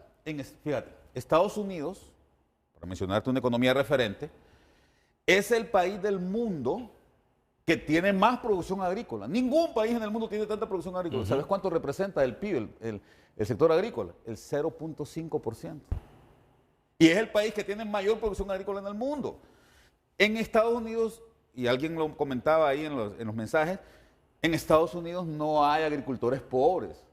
Todo el que se dedica a la agricultura en los Estados Unidos tiene plata. Pero es una paradoja que al PIB no abone mucho. Viste, pero ¿por qué? Pero emplea a mucha gente, porque ¿no? estamos hablando de porcentajes. Emplea a mucha gente, pero en Estados Unidos, por supuesto, y aquí son coherentes. Mira, este es el sector industrial. Mira, esto es igualito a lo que dijo Eugenio. Mira cuánto le aporta el sector industrial al Producto Interno Bruto. Claro. Arriba del 30%. Y el sector servicios es el que anda arriba del 50%, es el que más aporta. Eso es importante que lo tengamos claro, porque yo creo que, repito, hay mucho mito sobre estos temas. Ahora, pasemos a la otra, que quiero que la vean. No, pero espérame, para quedar claros, lo que hemos dicho es que aunque aportan al PIB bastante, en generación de empleo, el sector financiero y el otro, el de telecomunicaciones, no mucho. Ahora mira esta gráfica, Okay. aquí están los mismos tres sectores, pero nada más en generación de empleo. Mira al sector industrial, es el que menos aporta. Sí se invierten de alguna manera. El que menos aporta. Mira el sector agrícola, pero mira cómo ha venido, mira el comportamiento desde el 91, ¿no? Cómo ha venido y cómo viene cayendo. Pongan el título siempre para que la gente comprenda y que la gente lo lea. Aquí esta gráfica, lo que está hablando Julio, es el sector servicios, es el que genera mayor cantidad de empleo. Cuando yo miro el televisor no miro el título, entonces me confundo. Ok, entonces es importante que entendamos eso, ¿no?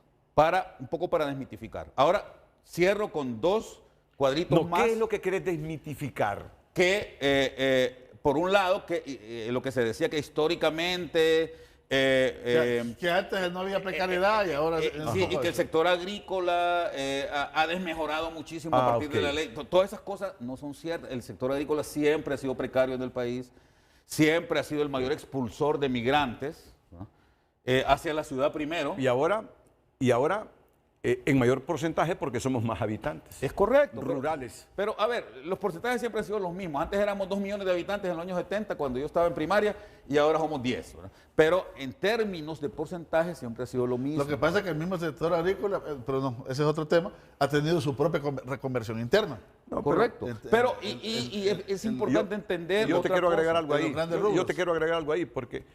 pero es que ha faltado apoyo también. Mira, Julio, es que ayer estábamos hablando aquí de las vacas pobres y de las vacas ricas. Las vacas de Aniabel Gallardo te generan un montón de litros de leche, una vaca. Al día. Y la vaca de los pobres solo 6 litros. Mira, ¿por qué? Porque aquella tiene un manejo de la ganadería y la tecnología. Entonces, que hace. Ahí es donde yo... Correcto, ahí hay corresponsabilidad del Estado.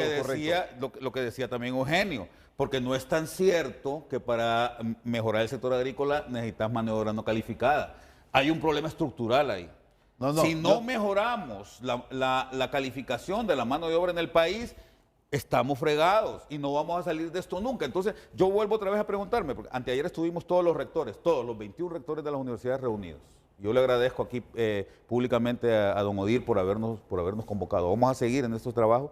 Justamente una de las cuestiones que hablamos ahí es que la academia tiene que comenzar a impulsar más propuestas para que este país se desarrolle. Claro. Entonces, ese es un elemento importante. Si no hay buena formación en el país, en todos los niveles, desde la agrícola. Entonces, mira, ayer mencionaron lo de Anabel, yo no lo vi, pero mencionaron lo de Anabel.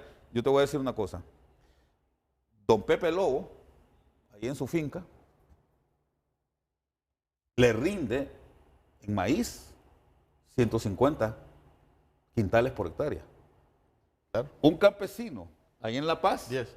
le rinde 15. 15, 10. O sea, si seguimos en esa dinámica nosotros y no tecnificamos el campo, por eso puse el ejemplo de los Estados Unidos, porque en Estados Unidos el 100% de la agricultura está ¿Quién te va a ayudar a tecnificar el campo? ¿El dinero del presupuesto público o el sistema financiero? que el sistema financiero tiene que cumplir un rol también ahí, yo estoy de acuerdo. Okay. Pero si vos no le das Muy seguridad bien. para que los ahorrantes estemos tranquilos de que nuestro dinero va a ser bien usado, no Entonces lo tú lo que vamos a utilizar. pides, seguros. Claro. No, y seguro. seguridad en general. No, pero seguros, porque desde hace tiempo venimos Sí, con ese siempre tema hemos para que todo el diciendo- mundo Sí, se sienta. también es un tema importante. Sí. Ahora, Giuseppe, tal vez me pones las otras dos gráficas Sí. y con esto cierro. Nada más porque me parece que es importante que nuestros televidentes lo vean. Y quiero, ahí sí te quiero llevar a un tema ya que tiene que ver más de política. A ver, aquí está, mira. No, es que yo te Fíjate, escucho que para vos terminarte la política. aquí estamos en cuánto aportan cada uno de los sectores productivos al país. Esto no ha cambiado, es la misma estructura. Es la misma estructura de siempre. Se mueve un poquito menos, un poquito más. Mira cuánto, esto es el PIB, y esto casi nadie lo presenta, Renato, y por eso me gusta que lo vean. Casi nadie lo ve, porque solo vemos el Producto Interno Bruto por el lado del gasto. Cuánto gasta el gobierno, cuánto gasta, etcétera. Esto es por la oferta, por el lado de la oferta. Dale porque se nos termina el Sí, tiempo. mira cuánto... Aclarar el lado de la oferta. ¿Qué O sea, cuánto produce cada sector. Esto es lo que produce el gobierno, lo que le aporta al PIB por el lado de la oferta, lo que produce el gobierno, 6% es lo que produce. Mira, aquí están los otros sectores, aquí puedes ver Dilos. servicios diversos, comercio, El etcétera. azul, servicios diversos, 37%.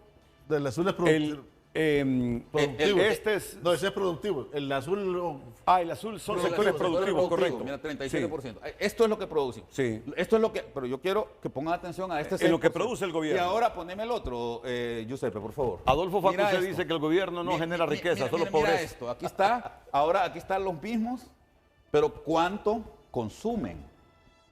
El gobierno aporta 6% a la oferta. Mira cuánto consume, 15%. 15%. Esto es estructural. Cuando decís consumo es... Lo que se gasta. Lo el que se gobierno. gasta, El gobierno salarios, se gasta el 15% esto, lo del PIB. otro. ¿Verdad? Cuenta y cuando- confidencial. y estoy únicamente utilizando la tributación, la presión tributaria. ¿Cuánto nos quita el gobierno para gastarse? Porque lo demás es deuda. Pero aquí estoy hablando, mira, 15% y solo... No me digas que te has vuelto libertario ahora. Casi. Yo siempre he estado por ahí. necesitamos gobierno. No, necesitamos gobierno. Yo creo que necesitamos. Ah, bueno. Te voy a Pero mira, con te voy- racionalidad en los Solo gastos. falta que te escuche. El Estado no tiene problema, el problema es del Estado. ¿ah? Yo siempre, eso lo he dicho yo siempre. No te falta eso, ¿no? Mira, pero solo te voy a responder con una frase del mayor, quizá uno de los mayores referentes en mi vida, Jorge Luis Borges. Dijo, el Estado es un mal necesario por el momento. Jorge Luis Borges es el mayor libertario que he Bueno, conocido. Marx también se